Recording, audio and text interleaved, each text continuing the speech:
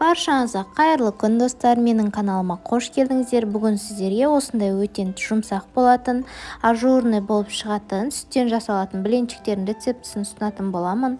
Видеоны міндетті түрде соңына дейін қарап, менің арнама тіркеліп, қоңыраушаны басып қоюды ұмытпаңыздар. Ең алдымен сүтімізге 2 жұмыртқамызды, 2 ас қасық қант, шым тұз қосып жақсылап араластырып аламыз.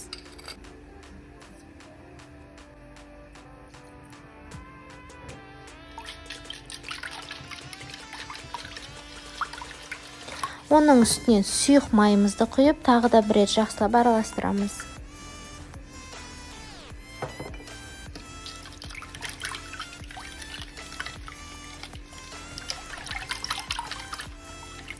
Оның үстінен ұнымыздың жартысын салып, жақсылап араластырып, разрыхлитель салып, және де қалған ұнды салып, соңында жақсылап бір масса болғанша араластырамыз.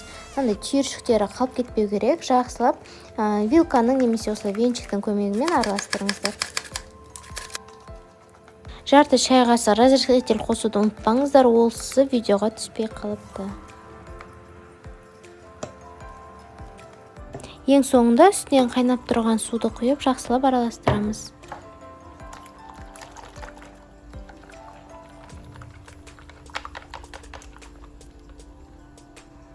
Міне бізде осындай сұйықтау масса шығу керек. Осылайша табаның астын қатты қыздырып аламыз. Егер де табаларыңыз жабысатын болса, кішкене май жағып жібереміз. Сіздерге осы жерде бір лайфхак айтқым келіп тұр.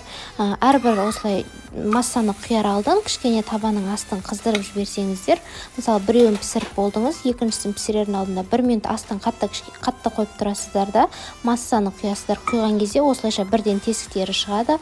Одан кейін арғы бетіне аударған кезде кішкене астын төмен қойып 1-2 минут пісіріп аласыздар. Сонда осындай ажурный болып шығады блинчиктеріңіз. Сіздерге видеом ұнаған болса, лайк басып, комментарий жазып кетіңіздер.